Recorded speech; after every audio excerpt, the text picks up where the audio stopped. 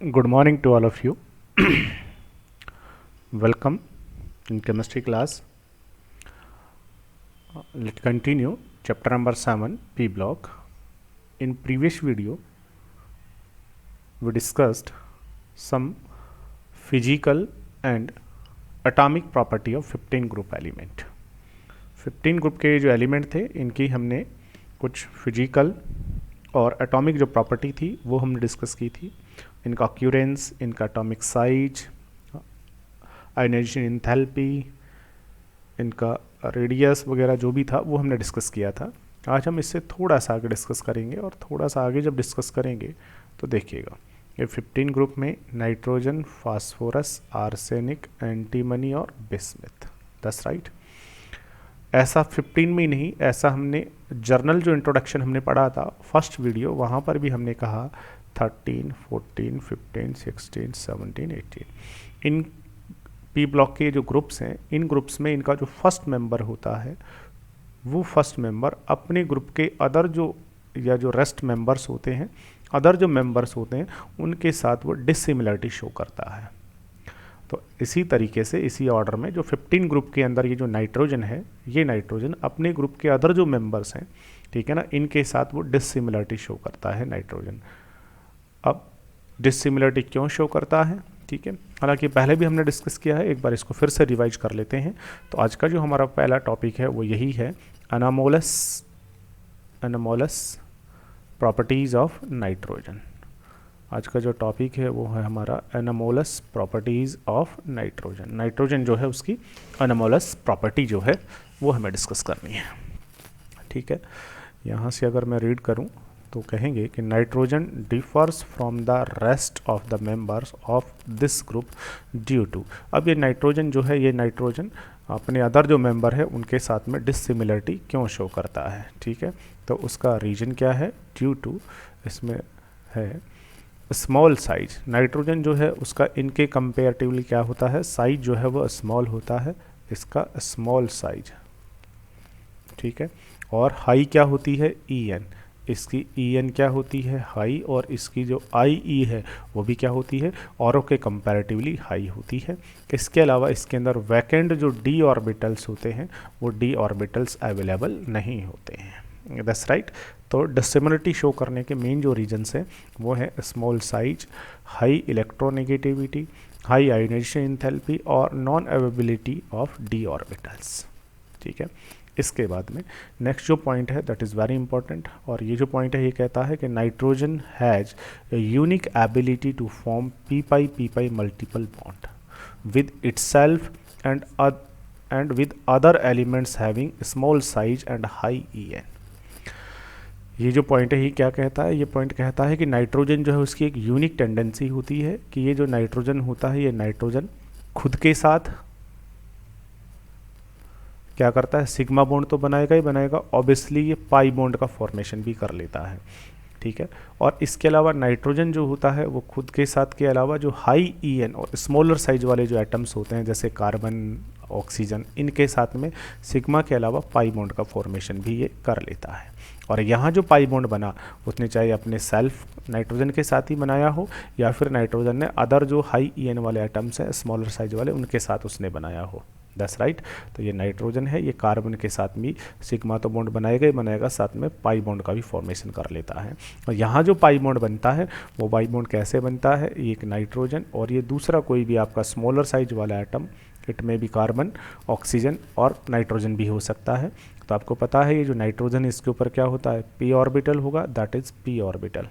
और ये जो दूसरा एटम है उस पर भी क्या होगा, पी ऑर्बिटल होगा. और ये दोनों के दोनों सिग्मा बॉन्ड से तो ऑलरेडी पहले से बॉन्डेड हो जाएंगे. उसके बाद जब ये क्लोज आएंगे तो क्लोज आने पर क्या होगा, इनके जो ऑर्बिटल्स है ये ऑर्बिटल्स क्या करेंगे, ओवरलैपिंग करेंगे, लेटरल ओवरलैपिंग, और लेटरल ओवरलैपिंग करके किसका फॉर्मेशन करेंगे, पाई बॉन्ड का फॉर्मेशन करेंगे. That's right. और ये जो पाई बॉन्ड बना है इसे हम क्या कहते हैं, पी पाई बॉन्ड कहते हैं. लेकिन बाकी के जो होते हैं ना नाइट्रोजन के अलावा फास्फोरस, आर्सेनिक, ये इस तरीके का बॉन्ड नहीं बनाते हैं. ठीक है ना, जैसे फास्फोरस, आर्सेनिक, एंटीमनी की बात करोगे तो अगर मैं एंटीमनी की बात करूं तो एंटीमनी का साइज बहुत बड़ा हो गया. ठीक है। और बहुत बड़ा साइज होने के बाद इसका जो p ऑर्बिटल होता है ना वो क्या नहीं कर पाता, ऐसे लेटरल ओवरलैपिंग नहीं कर पाता है, ठीक है ना। तो इनका साइज बड़ा होने के कारण से ये लेटरल ओवरलैपिंग नहीं करेंगे, p वाला जो है ना वो नहीं करेगा, बाकी के इनकी जो वैकेंट d ऑर्बिटल्स होंगे ना वो तो करेंगे।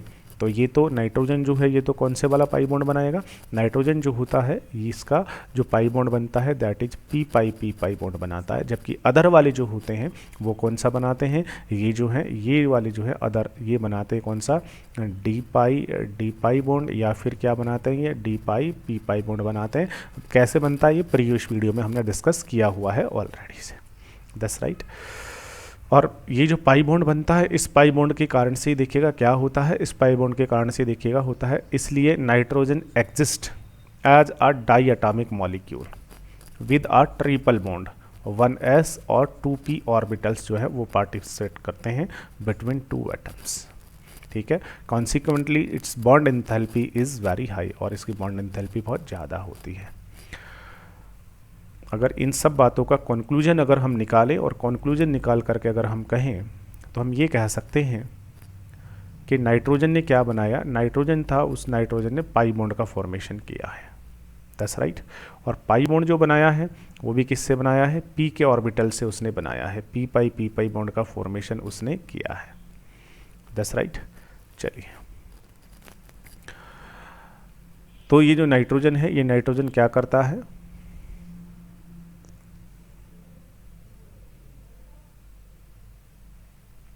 ये जो नाइट्रोजन है ये नाइट्रोजन क्या करता है बेटा, नाइट्रोजन जो है ये नाइट्रोजन दूसरा जो नाइट्रोजन होता है उसके साथ सिग्मा बॉन्ड तो बनाएगा ही बनाएगा, साथ में क्या करता है पाई बॉन्ड का फॉर्मेशन भी कर लेता है, और दो पाई बॉन्ड का फॉर्मेशन करके नाइट्रोजन जो है ये नाइट्रोजन जर्नली किसके फॉर्म में एग्जिस्ट करता है, N2 का जो मॉलिक्यूल होता है उस N2 के मॉलिक्यूल के फॉर्म में एग्जिस्ट करता है, N2 का मॉलिक्यूल बना लेता है। और इस N2 के मॉलिक्यूल में नाइट्रोजन के बिटवीन ट्रिपल बॉन्ड होता है, 1 सिग्मा एंड 2 पाई बॉन्ड होते हैं।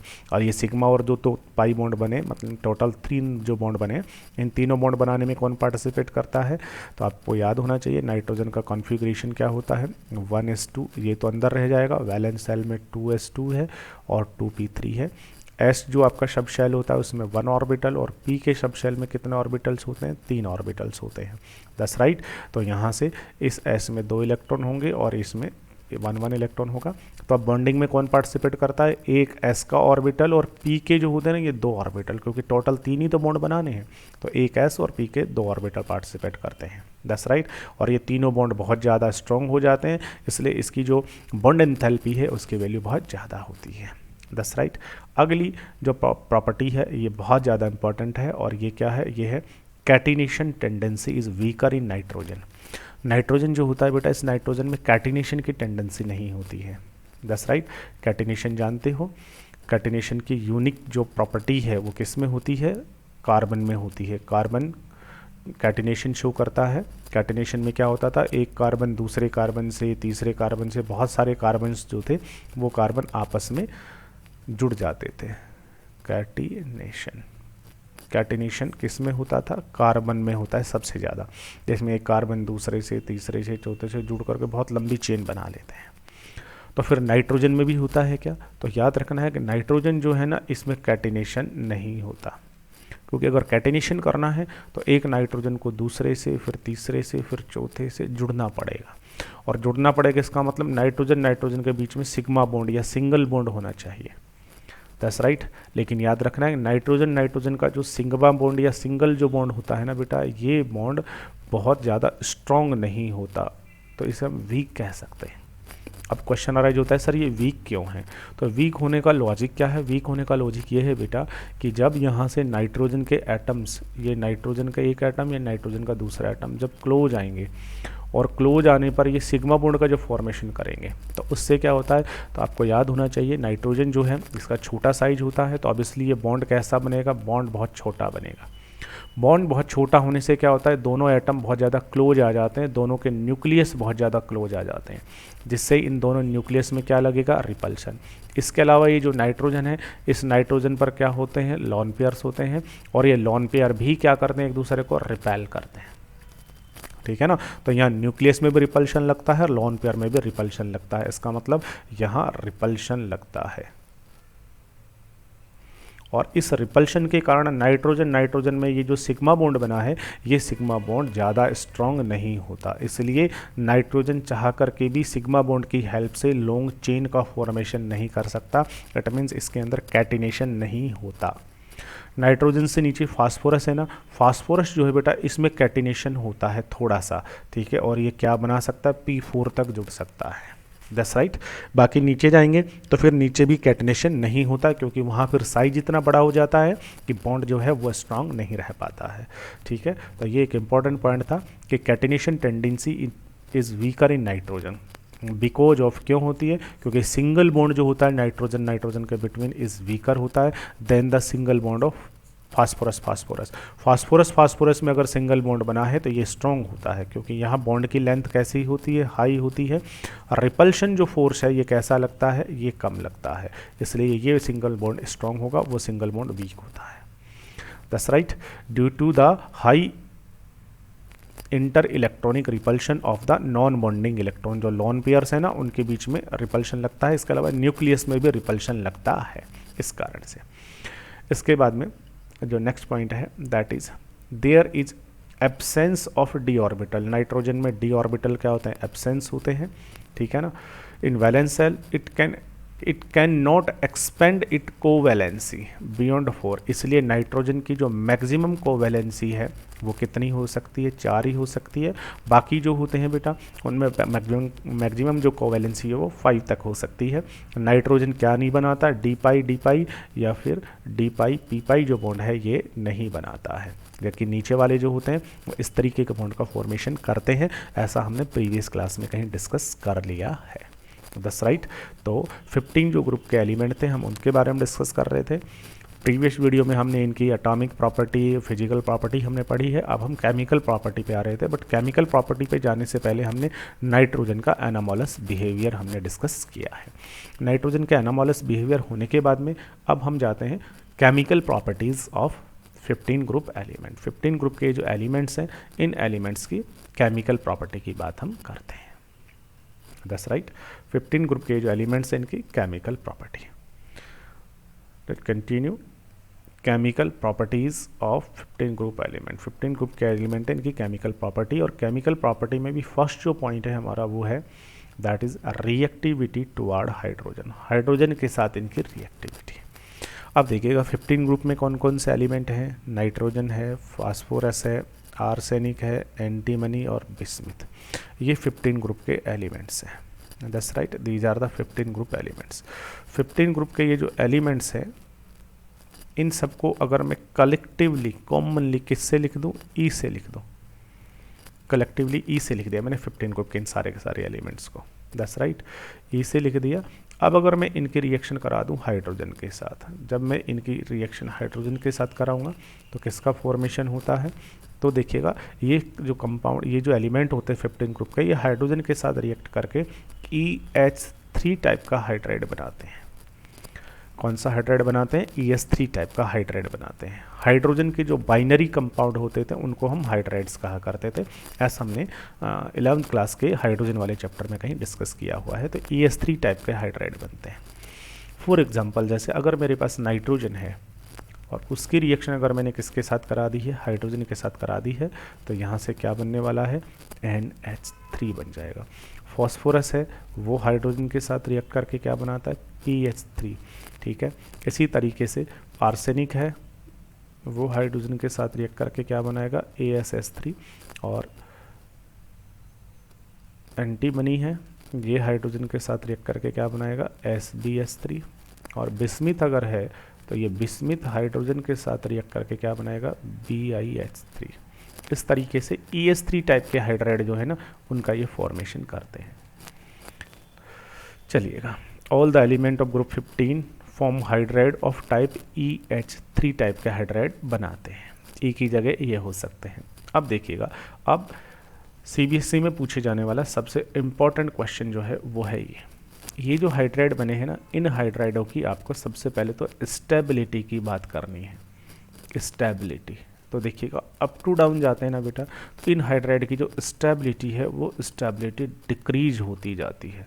अप टू डाउन जा रहे हैं तो स्टेबिलिटी डिक्रीज होती है। एग्जाम में क्वेश्चन ये नहीं पूछेगा कि क्यों डिक्रीज हुई। एग्जाम में क्वेश्चन क्या कहेगा, वो कहेगा 4 आपको कंपाउंड उसने दे दिया, ये 4, इनमें बोलेगा कि ये जो हाइड्राइड है ना, इनकी स्टेबिलिटी का ऑर्डर बताओ। कौन सा स्टेबिलिटी की बात कर रहे हैं हम, थर्मल स्टेबिलिटी। स्टेबिलिटी में भी आपको क्या करना है यहाँ पर, थर्मल स्टेबिलिटी, यानी कि जो थर्मल स्टेबिलिटी है वो thermal stability, the thermal stability of hydride decreases from ammonia to BS3। Ammonia से लेकर के जब आप BS3 तक जाएंगे तो इनकी जो थर्मल स्टेबिलिटी होती है बेटा, ये थर्मल स्टेबिलिटी कंटिन्यूसली डिक्रीज होती जाती है। अब सबसे पहला क्वेश्चन राइज होता है कि सर ये डिक्रीज क्यों हो रही है। एग्जाम में नहीं पूछा जाएगा क्यों हो रही है, ठीक है ना, क्यों हो रही है, लेकिन मैं आपको समझा देता हूँ क्यों हो रही है। देखिएगा, थर्मल जो स्टेबिलिटी होती है, इस स्टेबिलिटी को हम टेक्टर वाला जो कॉन्सेप्ट है उससे एक्सप्लेन कर सकते हैं।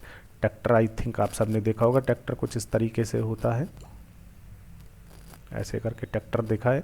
टेक्टर के 2 आगे जो व्हील होते हैं, 2 आगे जो व्हील होते हैं वो थोड़े छोटे होते हैं, ठीक है, और पीछे वाले व्हील कैसे होते हैं, बड़े होते हैं। तो देखिएगा पीछे वाले जो व्हील है ना, इन दोनों का साइज बराबर होता है, आगे वाले व्हील का साइज बराबर होता है। मतलब अगर आगे छोटा व्हील है लेफ्ट साइड में तो राइट साइड में भी छोटा ही होगा, पीछे अगर बड़ा व्हील है तो पीछे बड़ा ही व्हील होगा। अगर आप उल्टा करते हैं, उल्टा कैसे करते हैं कि अगर आप एक पीछे का टायर जो टायर है वो आगे लगा दें तो आगे क्या होगा, एक छोटा और एक क्या हो जाएगा, बड़ा, और पीछे क्या हो जाएगा, पीछे हो जाएगा छोटा लगा दिया और उसके साथ आपने क्या लगा दिया, बड़ा। अब बताइए ट्रैक्टर कब ज़्यादा स्टेबल है, अब ज़्यादा स्टेबल है या अब ज़्यादा स्टेबल है। तो अब इसलिए कहोगे नहीं सर, जब छोटा जो टायर है उसके बगल में छोटा ही टायर है तो उसकी स्टेबिलिटी ज़्यादा है, और बड़े टायर के बगल में बड़ा टायर है तो स्टेबिलिटी ज़्यादा है। तो उसी तरीके से बेटा अगर आपके पास एक कटायन हो और अनायन हो, ठीक है, पहली जो कंडीशन है उस पहली कंडीशन में देखिएगा दोनों का साइज अप्रॉक्स इक्वल है। दूसरी कंडीशन में क्या है, कटायन छोटा हो और अनायन बहुत बड़ा हो, या फिर कटायन बहुत बड़ा हो और अनायन बहुत छोटा हो।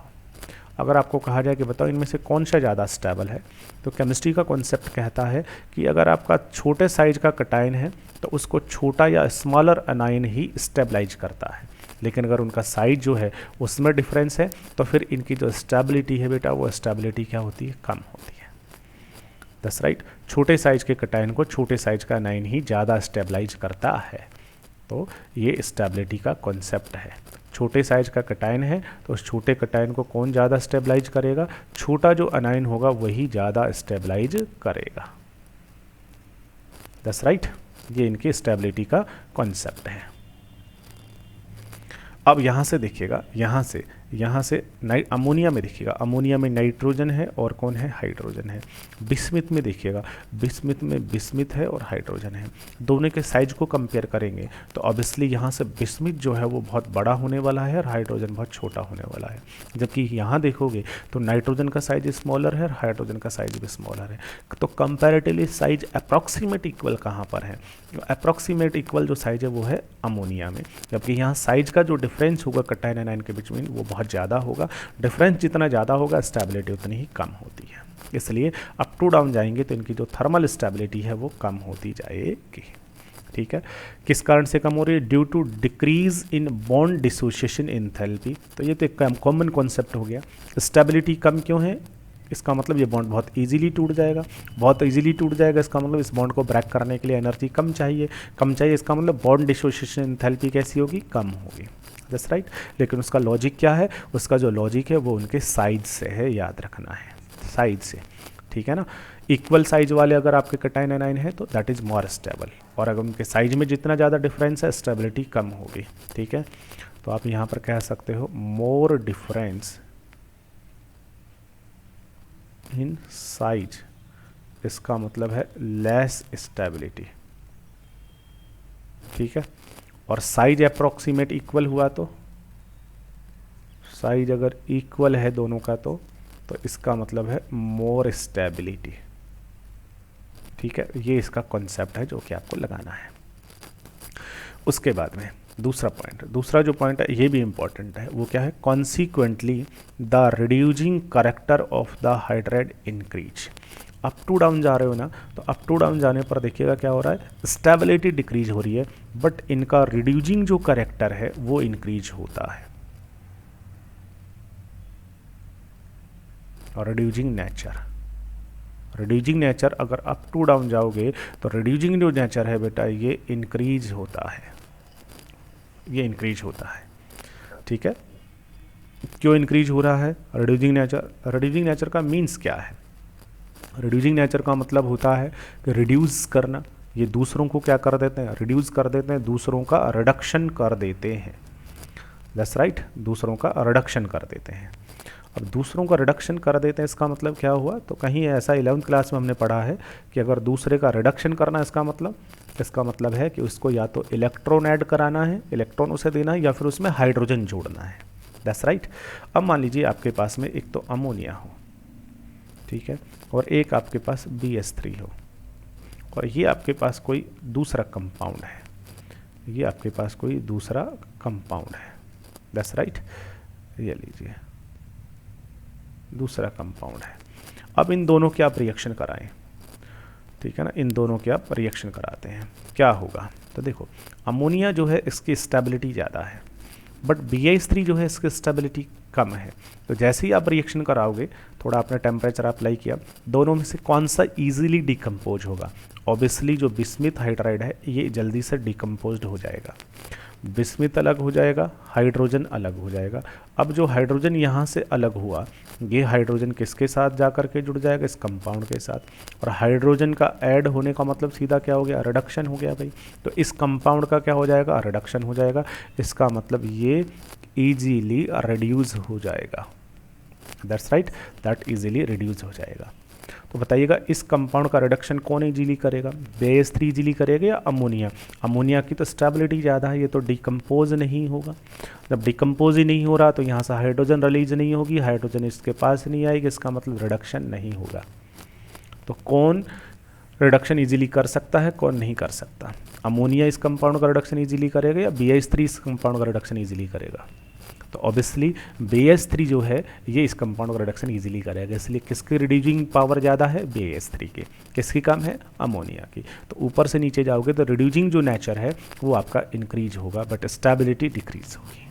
That's right. तो एग्जाम में कोई भी क्वेश्चन हो सकता है, उसमें देखना है कि स्टेबिलिटी पूछी है या उसने रिड्यूसिंग नेचर पूछा है। ये ऑर्डर याद रखना बहुत ज़रूरी है। एग्जाम में यहाँ से 1 मार्क्स का कोई ना कोई क्वेश्चन हर बार पूछा ही जाता है। ठीक है, 3-4 पॉइंट है, इनमें से कोई ना कोई क्वेश्चन आपका एग्जाम में आएगा ही आएगा। Next point that is very very important. ये क्या है? ये है ammonia is only a mild reducing agent. अच्छा, ये तो उसी की बात है। अमोनिया जो है ये एक बहुत ही मिल्ड रिड्यूसिंग एजेंट है, वाइल BS3 जो है ये स्ट्रॉन्गेस्ट रिड्यूसिंग एजेंट होता है अमोंगस्ट द ऑल हाइड्राइड। सारे के सारे हाइड्राइड में अमोनिया जो है ये बहुत मिल्ड रिड्यूसिंग एजेंट होगा, कम होगी, जबकि BS3 सबसे स्ट्रॉन्ग होगा। चलिएगा, अब जो आता है ये वेरी वेरी इंपॉर्टेंट पॉइंट क्या है? PS3 is a much weak base. अब बात हम करते हैं इनके बेसिक नेचर की। ठीक है, तो देखिएगा हमने क्या क्या डिस्कस किया है। हमने इनके बारे में डिस्कस किया है स्टेबिलिटी हाइड्राइड की, रिड्यूसिंग नेचर हाइड्राइड का, और अब ये जो हाइड्राइड बने हैं इन हाइड्राइड का हम बेसिक नेचर जो है ना उसकी बात हम करेंगे। ठीक है, चलिए अब हम बात करते हैं बेसिक नेचर की। बेसिक नेचर, ठीक है। बेस का मतलब क्या होता है? तो लेविस जो था उस लेविस ने कहा था एसिड और base. A for acid, A for acceptor. याद है आपको? A for acid, A for क्या होता है? एक्सेप्टर। जो क्या करते हैं? जो इलेक्ट्रॉन पेयर को एक्सेप्ट करता है वो कहलाते थे एसिड, लेविस के अकॉर्डिंग। तो फिर बेस कौन होंगे?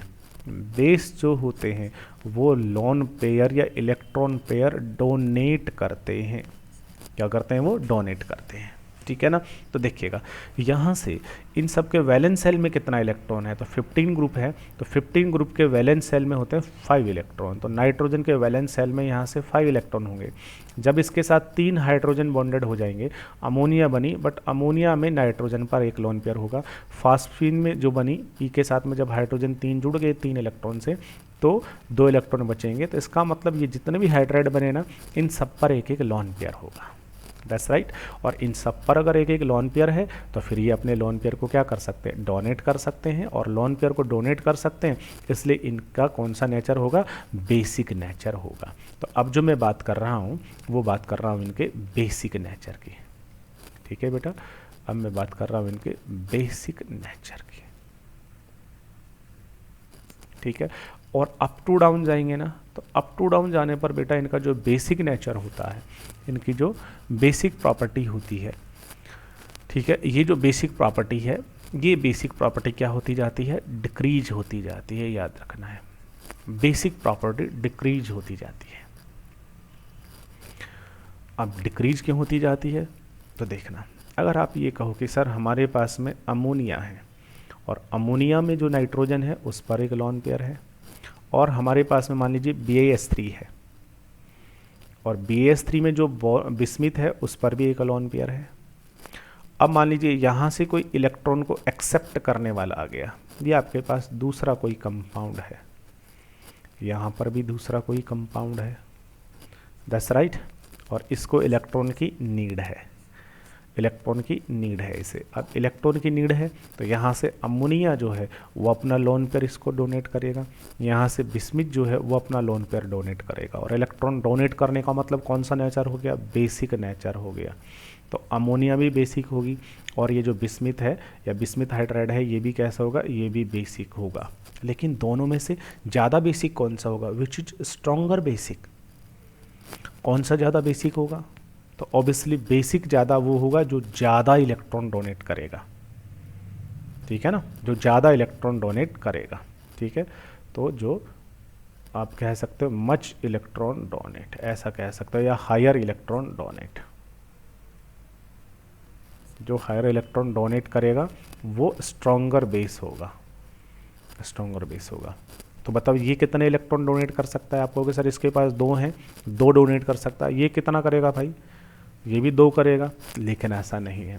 ज़्यादा कौन डोनेट करेगा बेटा, जिसके पास ज़्यादा होगा वो ज़्यादा डोनेट करेगा, जिसके पास कम है वो ऑब्वियसली कम डोनेट करेगा। तो बताओ दोनों में से ज़्यादा किसके पास है इलेक्ट्रॉन, ज़्यादा कहाँ, दोनों पर कितने इलेक्ट्रॉन है, यहाँ भी 2 और यहाँ भी 2, तो दोनों पर तो इलेक्ट्रॉन बराबर हैं, तो दोनों इक्वल डोनेट करेंगे, लेकिन नहीं करेंगे। क्यों नहीं करेंगे, क्योंकि दोनों पर इक्वल नहीं है। इक्वल क्यों नहीं है, यहाँ भी 2 इलेक्ट्रॉन, यहाँ भी 2 इलेक्ट्रॉन, इक्वल क्यों नहीं है बेटा, इलेक्ट्रॉन इक्वल हैं बट इलेक्ट्रॉन की डेंसिटी इक्वल नहीं है, याद रखना है, इलेक्ट्रॉन की डेंसिटी इक्वल नहीं है। इलेक्ट्रॉन की डेंसिटी कैसे, तो यहाँ 2 जो लोन पेयर हैं वो किस पर है, नाइट्रोजन पर, और नाइट्रोजन जो है उसका साइज कैसा है, स्मॉलर, जबकि यहाँ बिस्मिथ है, बिस्मिथ का साइज कैसा है, बहुत बड़ा। तो ये जो बहुत बड़ा साइज है ना, इसके ऊपर कितने इलेक्ट्रॉन हैं, 2 इलेक्ट्रॉन डिस्ट्रीब्यूटेड हैं, जबकि यहाँ छोटे से नाइट्रोजन पर 2 इलेक्ट्रॉन डिस्ट्रीब्यूटेड हैं। तो बताइए कहाँ पर इलेक्ट्रॉन की डेंसिटी ज़्यादा होगी, तो number of electron divided by volume करोगे, तो ऑब्वियसली यहाँ जो नाइट्रोजन है इस नाइट्रोजन पर इलेक्ट्रॉन की डेंसिटी हाई है, जबकि बिस्मिथ जो है ना इसके ऊपर इलेक्ट्रॉन की डेंसिटी जो है वो कैसी है, कम है। तो बिस्मिथ बोलेगा भाई मेरे पास तो इलेक्ट्रॉन की डेंसिटी पहले से कम है, इसलिए मैं तो डोनेट नहीं करूँगा या बहुत कम डोनेट करूँगा। कौन ज़्यादा डोनेट करेगा, अमोनिया जो है उसका जो नाइट्रोजन है यह बहुत ज़्यादा या बहुत ईजीली इलेक्ट्रॉन को डोनेट करेगा। है तो सब पर एक एक लोन पेयर, सब पर है, सब पर एक एक लोन पेयर होगा, यही क्वेश्चन बहुत बार पूछा गया है, सब पर एक एक लोन पेयर है, तो फिर सब के सब बेसिक होंगे। बट फिर भी इनमें से कौन सा ज़्यादा बेसिक है, बट इनमें से कौन सा ज़्यादा बेसिक है, ammonia is stronger basic than others. Why, both have 1 lone pair, सारे के सारे जो हैं उन सब के ऊपर क्या है, एक एक लोन पेयर है। All have 1 loan, all have या ईच हैव 1 लोन पेयर, सब पर एक एक लोन पेयर है, लेकिन फिर भी which is more basic, ammonia is more basic या stronger basic than others. Why, lone pair तो बराबर है but in ammonia size of nitrogen is smaller, ammonia में नाइट्रोजन का साइज कैसा है, स्मॉलर। ठीक है, तो size of nitrogen is smaller, और नाइट्रोजन का साइज स्मॉल होने से क्या हुआ, यहाँ पर नाइट्रोजन पर चार्ज की डेंसिटी क्या है, ज़्यादा है। सो electron density is greater, that's right. Electron की डेंसिटी ज़्यादा है, इसलिए ये क्या करेगा, ईजीली डोनेट करेगा इलेक्ट्रॉन को, ईजीली डोनेट इलेक्ट्रॉन, इसलिए कैसा होगा, दैट इज स्ट्रॉन्गर बेसिक होगा। ठीक है, बिस्मिथ पर भी 1 लोन पेयर है, बट बिस्मिथ का साइज कैसा है, बड़ा, साइज बड़ा होने के कारण से इलेक्ट्रॉन की डेंसिटी कैसी होने वाली है, कम होने वाली है, तो ये इजीली इलेक्ट्रॉन को डोनेट नहीं करेगा, बेसिक नेचर क्या होगा, कम होगा, याद रखना है। तो बेसिक करेक्टर क्या होगा, अप टू डाउन जा रहे हैं तो डिक्रीज होगा। ठीक है, due to high electronegativity, nitrogen जो है उसका एक तो EN बहुत ज़्यादा है, और उससे ज़्यादा ज़रूरी चीज़ है small size of nitrogen, nitrogen का साइज बहुत छोटा है। That's right. Ammonia exhibit hydrogen bonding in solid as well as liquid state. Because of this, it has high melting and high boiling point than of PS3. लेकिन ये तो next point है, अभी हम बात कर रहे हैं बेसिसिटी की, तो बेसिसिटी का पॉइंट आपका ये हो गया है। ठीक है, अमोनिया जो है स्ट्रॉन्गर बेसिक है, जबकि नीचे वाले जो है वो कम बेसिक होंगे। बेसिक होने के बाद में नेक्स्ट पॉइंट, बेसिसिटी के बाद में नेक्स्ट पॉइंट जो है वो है इनके हाइड्राइड का, और नेक्स्ट जो पॉइंट है वो है इनके हाइड्राइड जो है उनका MP और BP।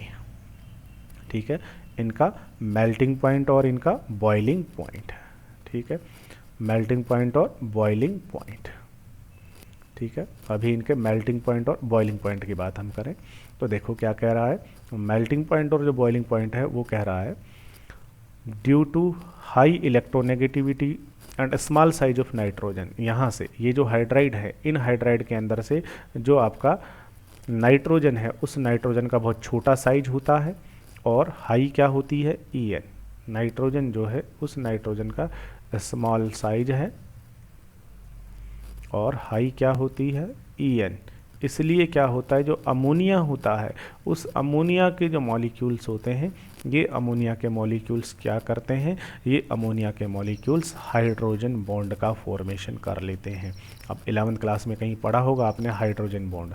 ठीक है ना, जब हाइड्रोजन क्या होता था, 2 हायर EN एटम के बीच में आ जाता था, तो एक के साथ तो कोवलेंट बॉन्ड से जुड़ जाता है और दूसरे के साथ इलेक्ट्रोस्टैटिक बॉन्ड से या इलेक्ट्रोस्टैटिक फोर्स ऑफ अट्रैक्शन से जुड़ता था।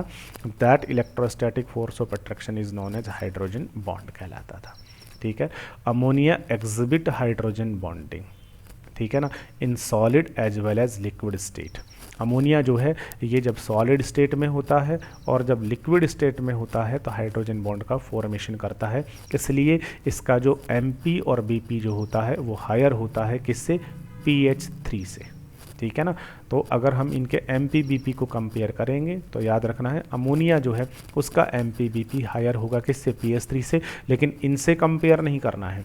क्यों नहीं करना है, क्योंकि MP और जो BP होता है बेटा ये मॉलिक्यूलर मास पर भी डिपेंड करेगा, तो अप टू डाउन जाओगे तो फिर मॉलिक्यूलर मास इंक्रीज होगा। ठीक है ना, तो MP BP क्या होगा, इंक्रीज होगा। याद रखना है MP BP जो है वो क्या होगा, इंक्रीज होगा। क्यों इंक्रीज होगा, क्योंकि मॉलिक्यूलर मास इंक्रीज हो रहा है। लेकिन अमोनिया और PS3 जो है ना इनमें एक्सेप्शन लगने वाला है। इनमें सॉलिड और लिक्विड स्टेट में किसका MP BP ज़्यादा होगा, अमोनिया का ज़्यादा होगा, PS3 का कम होगा, क्योंकि अमोनिया जो है उस अमोनिया में क्या होता है, हाइड्रोजन बॉन्ड प्रेजेंट होता है जब वो सॉलिड स्टेट में होता है और लिक्विड स्टेट में होता है तब। दैट्स राइट, ये हुआ है रिएक्टिविटी टुवार्ड हाइड्रोजन। तो हाइड्रोजन के साथ रिएक्शन करके इन्होंने हाइड्राइड बनाए। इन हाइड्राइड के 3 क्वेश्चन पूछे जाते हैं, एक तो इनकी स्टेबिलिटी पूछी जाती है, एक इनका रिड्यूसिंग नेचर पूछा जाता है, और एक इनका बेसिक जो नेचर है ये बेसिक नेचर पूछा जाता है। तो तीनों का जो ऑर्डर है ये ऑर्डर आपको याद रखना है, किस में क्या ऑर्डर होता है। दैट्स राइट, चलिए नेक्स्ट। अभी नेक्स्ट डिस्कस करने से पहले एक बार इसका रिवीजन हम देख लें, एक बार देखिएगा इनकी स्टेबिलिटी का क्या ऑर्डर होगा। तो बेटा स्टेबिलिटी का ऑर्डर देखिएगा, स्टेबिलिटी का ऑर्डर क्या है, कौन सा सबसे ज़्यादा स्टेबल है, NH3, ये स्टेबिलिटी का ऑर्डर होगा। और ऐसा ही क्वेश्चन पूछा जाएगा, ठीक है ना, which order is correct for stability या which order is correct for reducing character, या कैसे भी क्वेश्चन हो सकता है, ऑर्डर याद रखना है। रिड्यूसिंग करेक्टर क्या होगा, अप टू डाउन जा रहे हैं तो इंक्रीज हो रहा है, ठीक है ना। बेसिक प्रॉपर्टी क्या हो रही है, बेसिक प्रॉपर्टी डिक्रीज हो रही है। बॉइलिंग पॉइंट क्या हो रहा है, बॉइलिंग पॉइंट देखिएगा किसका सबसे ज़्यादा है, तो हमने कहा MP BP सबसे नीचे सबसे ज़्यादा होगा, तो नीचे जाने पर इंक्रीज हो रहा है, दैट्स राइट। लेकिन कहाँ पर एक्सेप्शन लग रहा है? अमोनिया और PS3 के अंदर एक्सेप्शन लग रहा है। MP में भी कहाँ एक्सेप्शन है? अमोनिया और PS3 जो है ना उसमें एक्सेप्शन है। तो याद रखना है अमोनिया का PS3 से MP और BP दोनों ही हायर होगा due to formation of hydrogen bond. Formation of hydrogen bond के कारण अमोनिया जो है उसका MPBP PS3 से ज़्यादा होगा सॉलिड एंड लिक्विड स्टेट में। ये आपको याद रखना है। इसके बाद नेक्स्ट जो हमारा पॉइंट है that is reactivity toward oxygen. पहले हमने पढ़ा रिएक्टिविटी टुवर्ड हाइड्रोजन, अब हम पढ़ते हैं रिएक्टिविटी टुवर्ड ऑक्सीजन। ठीक है, नाइट्रोजन है, फास्फोरस है, आर्सेनिक है, एंटीमनी है, बिस्मिथ, ये सारे के सारे 15 ग्रुप के एलिमेंट्स हैं। अब इन सारे के सारे एलिमेंट्स को अगर मैं किससे लिख दूं? ई से लिख दूं। और अब इनकी रिएक्शन जो है किसके साथ करानी है? ऑक्सीजन के साथ करानी है। तो ऑक्सीजन के साथ रिएक्शन करके ये जर्नली 2 टाइप के ऑक्साइड बनाते हैं। कौन कौन से 2 टाइप के ऑक्साइड बनाते हैं? या तो ये बनाते हैं E2O3 या फिर बनाते हैं ये E2O5। जैसे नाइट्रोजन और ऑक्सीजन जब रिएक्शन करते हैं तो क्या बनाते हैं? जर्नली N2O3 बनाते हैं और N2O5 बनाते हैं। इसके अलावा नाइट्रोजन तो और भी बहुत सारे बनाता है। नाइट्रोजन तो NO2 भी बनाता है, NO भी बनाता है, N2O भी बनाता है। ठीक है, नाइट्रोजन तो और भी बहुत सारे ऑक्साइड का फॉर्मेशन करता है। लेकिन फॉस्फोरस की अगर बात करूं तो फॉस्फोरस ऑक्सीजन के साथ जब रिएक्शन करता है तो या तो P2O3 बनाता है या फिर क्या बनाता है? P2O5 बना लेता है। 2 टाइप के ऑक्साइड ये बनाते हैं।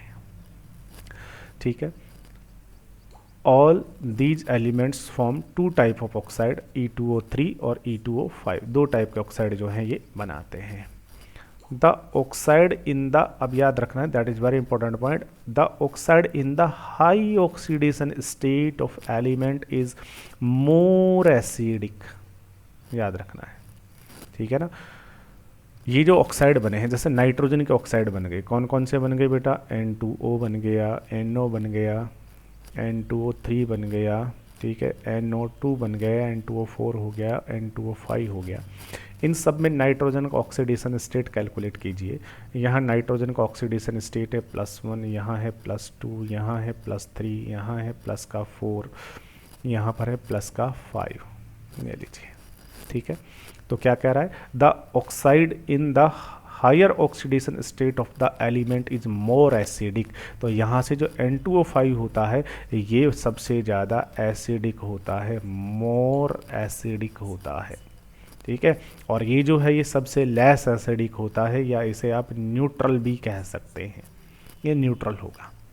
जैसे CO और CO2 दोनों में कौन सा ज़्यादा एसिडिक है? तो कार्बन का ऑक्सीडेशन नंबर यहाँ +2 है, यहाँ +4 है, तो CO2 is more acidic then CO। ऐसे ही फॉस्फोरस है, तो फॉस्फोरस ने P2O3 बनाया है, P2O5 बनाया है।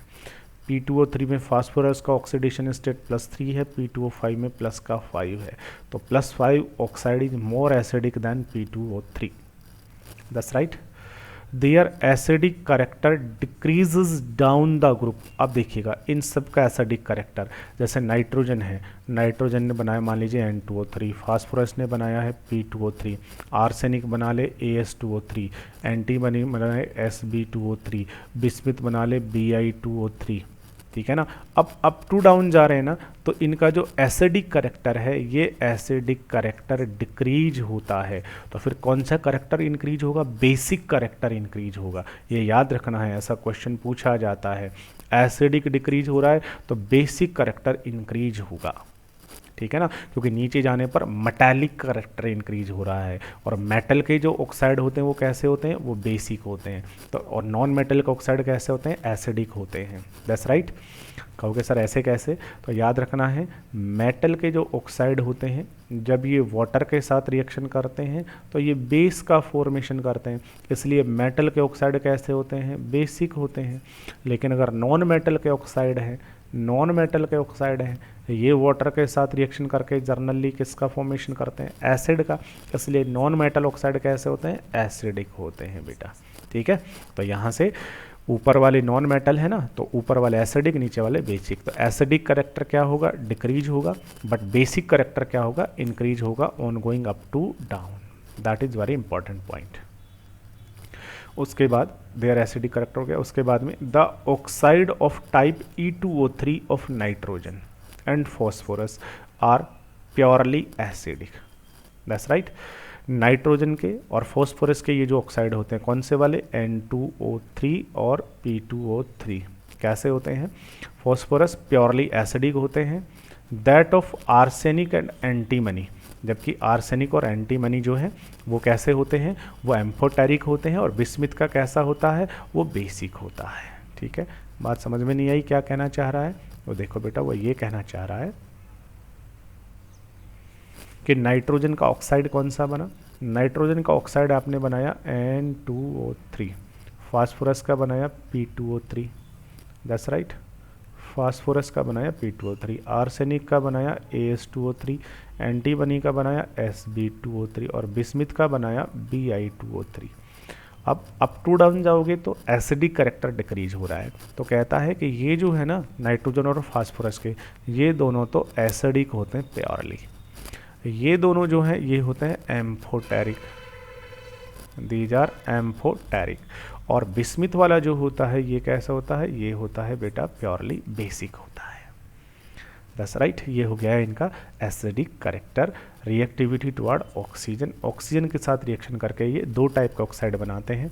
कौन कौन से दो टाइप का ऑक्साइड बनाते हैं, एक तो E2O3 बनाते हैं और साथ में कौन सा बनाते हैं, E2O5 बनाते हैं। आप कहेंगे सर E2O3 E2O5 क्यों बना रहे हैं, क्योंकि देखो बेटा ये जो आपके एलिमेंट है, ये नाइट्रोजन फास्फोरस ये वाले 15 ग्रुप वाले जो एलिमेंट हैं, ये जर्नली कौन सा आयन बनाते हैं, या तो +3 बनाते हैं या फिर कौन सा आयन बनाते हैं, +5 आयन बनाते हैं।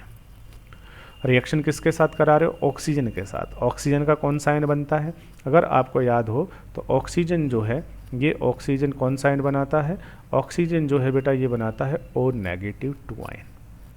That's right. जब ये दोनों आपस में रिएक्ट करेंगे तो 2 यहाँ आ जाएगा, 3 यहाँ आ जाएगा, क्या बनेगा E2O3। ठीक है, और ऑक्सीजन O-2 आयन बनाएगा। अगर इन्होंने ये जो एलिमेंट आपके पास में 15 ग्रुप वाले बेटा, अगर इनसे E+5 आयन बना तो जो कंपाउंड बनेगा that is 2 here and 5 multiplied by here, that compound formed is E2O5. तो when 15 group element react with oxygen, they form two type of oxide like E2O3 and E2O5. That's right. That is reactivity toward oxygen. इसके बाद अब हम next discuss करेंगे। Next number 3rd is reactivity toward metals. तो सबसे पहले हमने किसके साथ रिएक्शन पढ़ी थी, रिएक्शन विद हाइड्रोजन पढ़ा, फिर हमने पढ़ा रिएक्शन विद ऑक्सीजन, और अब हम डिस्कस कर रहे हैं रिएक्टिविटी टुवर्ड मेटल्स। ठीक है, ये जो आपके पास में phosphorus, nitrogen, arsenic, antimony and bismuth, इनकी बात कर रहे हैं। All these elements react with metals, ये सब के सब किसके साथ रिएक्ट कर लेते हैं, मेटल्स के साथ रिएक्ट कर लेते हैं। ठीक है, to form their binary compound, और क्या बनाते हैं, बाइनरी कंपाउंड बनाते हैं। और कौन सी ऑक्सीडेशन स्टेट शो करते हैं, एग्जिबिट -3 ऑक्सीडेशन स्टेट। ठीक है ना, -3 ऑक्सीडेशन स्टेट शो करते हैं, -3। जैसे नाइट्रोजन है तो आपने क्या किया, कैल्शियम आपने लिया और उसकी रिएक्शन नाइट्रोजन से करा रहे हैं, तो याद होना चाहिए कैल्शियम जो होता है बेटा, ये कैल्शियम कौन सा आयन बनाता है, कैल्शियम बनाता है +2, बट नाइट्रोजन जो है ये कौन सा बनाता है, नाइट्रोजन -3, क्योंकि ये सब मेटल के साथ -3 जो ऑक्सीडेशन स्टेट है वो शो करेंगे, क्योंकि मेटल तो हमेशा ही पॉजिटिव आयन बनाती है, तो इनको नेगेटिव बनाना पड़ेगा। तो क्या कंपाउंड बनने वाला है, 3 को यहाँ लाओगे, 2 को यहाँ ले जाओगे, that is Ca3N2, that is calcium nitride. अगर आपके पास मैग्नीशियम है और फॉस्फोरस से रिएक्शन करा रहे हैं, ठीक है ना, तो क्या बनेगा, मैग्नीशियम कौन सा आयन बनाता है, तो याद होना चाहिए मैग्नीशियम बनाता है +2, phosphorus -3, 3 here 2 here, the compound form that is Mg3N2, Mg3P2, magnesium phosphide। That's right.